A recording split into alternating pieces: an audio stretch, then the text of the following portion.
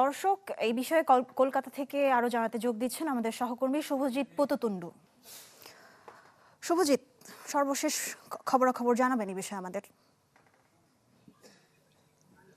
সামিয়া, একটু আগে যেরকম দর্শকদের বলছিলাম যে এই ফয়সাল এবং আলমগীরের বাংলাদেশে ফিরিয়ে নিয়ে যাওয়ার যে সম্ভাবনা সেটা কিন্তু বিষবাউ জলে কার্যত। কারণ তাদের বিরুদ্ধে 14 ফরেনার্স অর্থাৎ অবৈধ অনুপ্রবেশের যে মামলা এখনো পর্যন্ত আনা হয়েছিল, তার সঙ্গে কিন্তু ইওবি অর্থাৎ আনলফুল প্রিভেনশন অ্যাক্ট সেটা কিন্তু নিয়ে আসা হয়েছে। প্রিভেনশন অ্যাক্টিভিটি, তাদের অবৈধ সংগঠন পরিচালনা এবং তাদের বিরুদ্ধে সন্ত্রাসী কার্যকলাপের যে অভিযোগ সেটা কিন্তু তাদের বিরুদ্ধে আনা হয়েছে এবং জেল কাস্টাডিতে গিয়ে এনআইএ জেরা করার যে অনুমতি সেটা কিন্তু চেয়েছে এবং সেটা কিন্তু আদালতের তরফে গ্রাহ্য করা হয়েছে।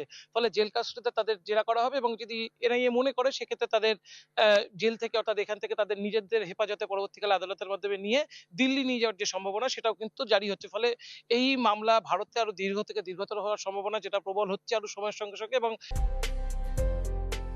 প্রিমিয়ার ওয়ার্ড্রোব, গুছিয়ে ফেলুন জীবনটাকে।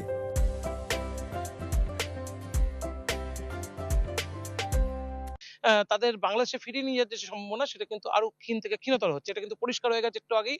যদিও এখনো পর্যন্ত যে কেসের যত রকমের শুনানির পরে এখনো যা কাগজপত্র সেটা কিন্তু জাজের কাছেই রয়েছে, ছুটির দিন।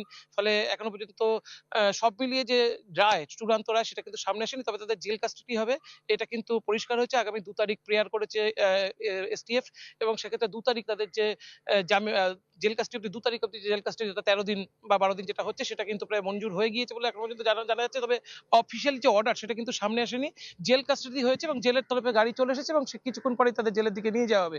এবং এখানে একটা প্রশ্ন হচ্ছে যে তাদের আর কতদিন পরে এখান থেকে এনআইএ জেরা করতে পারে, সেটা কিন্তু আর কিছুক্ষণ পরে তো জানা যাবে। এনআইএর তরফ থেকে কোনো বিবৃতি এখনো পর্যন্ত সামনে আসেনি। সামিয়া।